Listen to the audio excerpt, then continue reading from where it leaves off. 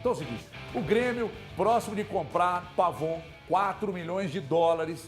Aí, por que o Grêmio está acelerando o processo? Ontem até gravei um vídeo rapidamente no meu Instagram, porque o Grêmio perdeu o Soteldo recentemente, jogador de beirada. E aí, o Grêmio perdeu o jogador, só que ele precisa, porque a contusão dele vai tirar ele de uns 3 ou 4 meses de atividade. Então ele até amanhã, sexta-feira, é o prazo para inscrição de novos jogadores no Campeonato Gaúcho. E na semana subsequente tem Grenal. E o Inter, e os caras estão desesperados lá, porque o Inter fez grandes contratações. Ontem o Alário fez gol, o Valência tá lá, o Borré chega no meio do ano e tal. Então estão preocupados, né? Tem o Maurício comendo a bola por lá. E aí foram lá e 4 milhões de dólares pelo Pavon, por 85% dos direitos do atleta. Tiagão, o salário ontem eu estava conversando com uma pessoa que estava me dizendo que para trazer sem o custo da operação, sem ter que pagar para contratar, você traz um jogador do calibre do Pavon e ele custa mais caro, porque você pega luvas e os altos salários e tudo isso é diluído nos rendimentos mensais, não é isso? A Luvas, na verdade, ela paga até os jogadores que estão empregados. Independentemente do cara estar desempregado ou não, livre do contrato, na verdade, né, ou não, eles normalmente recebem luvas. Então, é natural que isso aconteça. Eu tenho as mesmas informações que você, HG, e de que o negócio deve sair em breve. E aí o Pavon vai assinar até dezembro de 2026 com o Grêmio. O jogador já é esperado nos próximos dias em Porto Alegre para firmar contrato com o Clube Gaúcho. E é um desejo do Renato Portaluppi contar com o Pavon lá.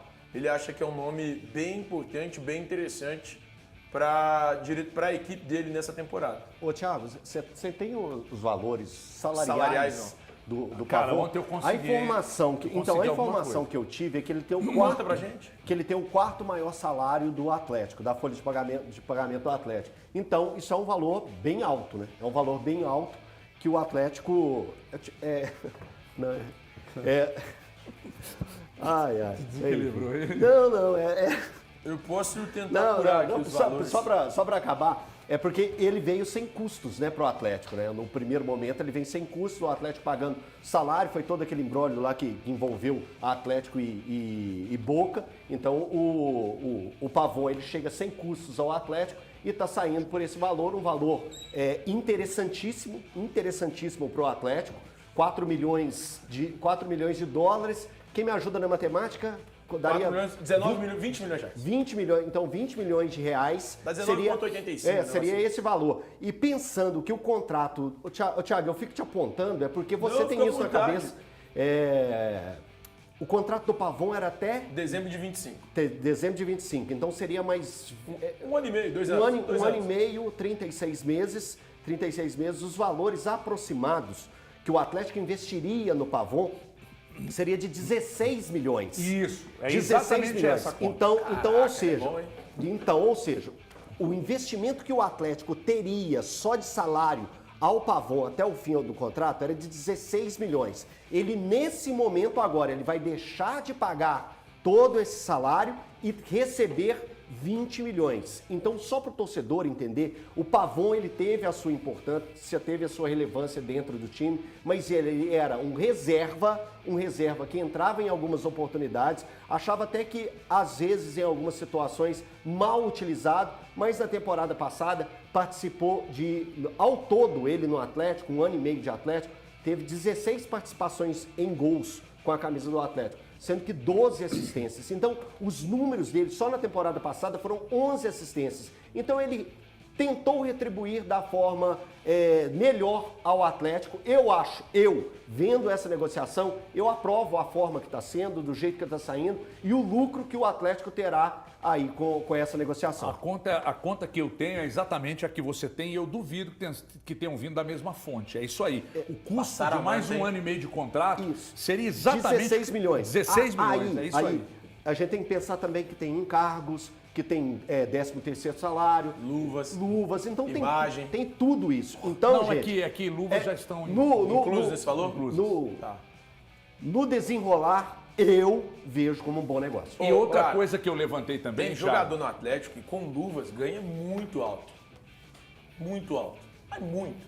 Por causa das luvas. Por isso que eu acho que o Atlético, além do Pavon, além do Vargas, que daqui a pouco vai sair, e ontem você estava apurando, né, que tem alguns clubes interessados, mas a coisa ainda não virou. O Paulinho é outro, que daqui a pouco o Atlético, no meio do ano, deve vender sim. Que o Paulinho, por exemplo, tem um custo muito alto, porque quando você vai ao mercado, Thiago, para trazer aquilo que nós falamos agora há pouco, você traz, você não precisa de pagar pela contratação, mas o que você precisa diluir dos rendimentos do atleta é um negócio absurdo. Na verdade, você está pagando pela contratação. É que o torcedor não entende muito bem isso, mas não, o valor pagar de luvas... para o clube diretamente. Então, o valor de luvas está comprando o percentual dos direitos econômicos do jogador. Eu chego pro Paulinho, o Atlético trouxe o Paulinho de forma gratuita. Pô, quanto custaria comprar o Paulinho do Leverkusen? É caro, bicho.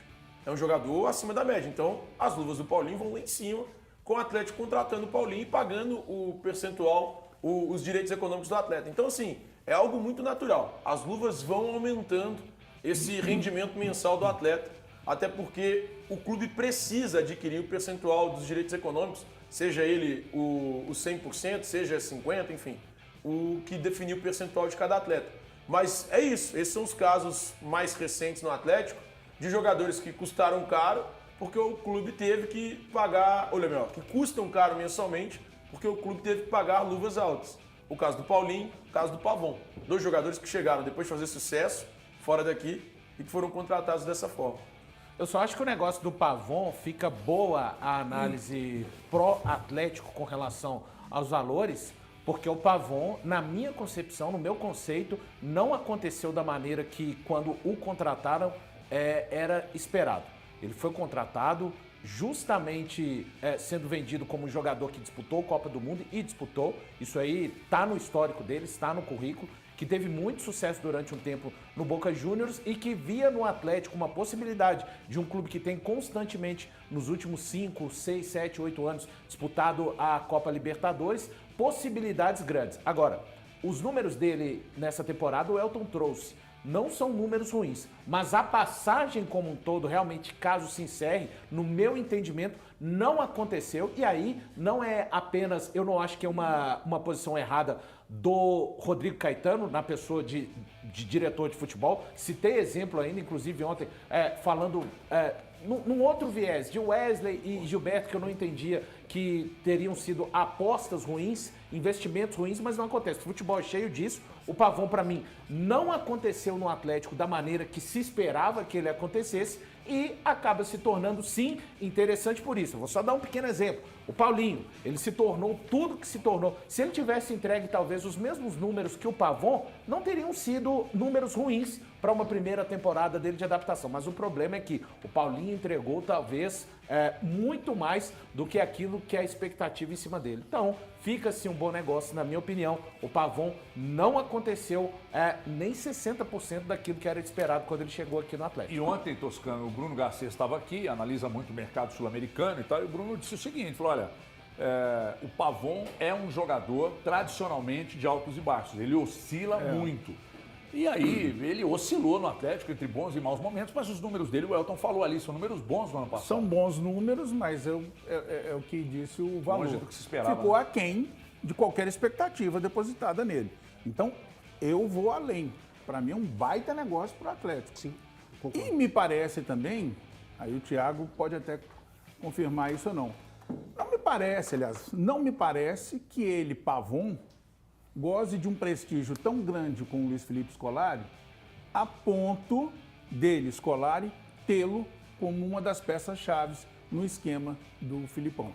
Ou seja, eu quero falar de forma mais bonita, e para mim, para o Scolari, o Pavon é banco. Descartável.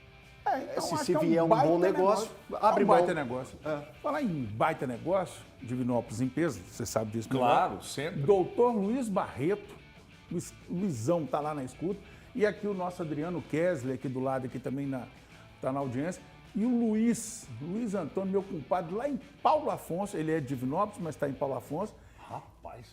Eu até fico bravo com ele. A famosa usina, Nossa, obras a da usina de aquilo Paulo é maravilhoso. Afonso. Vá a Paulo Afonso e de lá faça o passeio aos cânions do São Francisco. É um negócio maravilhoso. Para nós que somos da região, que conhecemos lá ele, quando ele nasce lá em São Roque, é um negócio maravilhoso, é um negócio estupendo. E o Luiz, até fico bravo com ele, porque ele acompanha, por ser de Divinópolis, As coisas do futebol mineiro ele acompanha mais com os divinopolitanos aqui do que com o formiguense. Mas fica valendo também. Grande abraço, meu compadre Luiz Antônio. Então o Paulo Afonso que você está falando não é o mesmo Paulo Afonso que eu estou falando, não Paulo é? Afonso, no norte da Bahia, meu Ah, não, amigo. então é lá mesmo, da usina, pô. Mas é que de lá tem um passeio que você vai. É, da usina da Chesf. Fazer uma propaganda aqui. Mas é porque você saindo de lá para fazer o passeio nos cânions. É bonito, então? Nossa! Lá, a Foz do São Francisco. Nossa Senhora, negócio É, sensacional. rapaz. Coisa linda, hein? Brasil. Aliás, aqui em 2015 ou 2016, a Band fez uma matéria especial sobre a Baixa do São Francisco. É. Foi uma matéria maravilhosa. Aquilo maravilhoso. Ganhou destaque lá na Band de São Paulo e tal, falando da... Teve um período de seca, né? Baixou Sim, muito sim. e tal. Aí foi quando Como é que chama aquele barco lá? o Benjamin Guimarães. Benjamin Guimarães. Lá em Pirapora, né?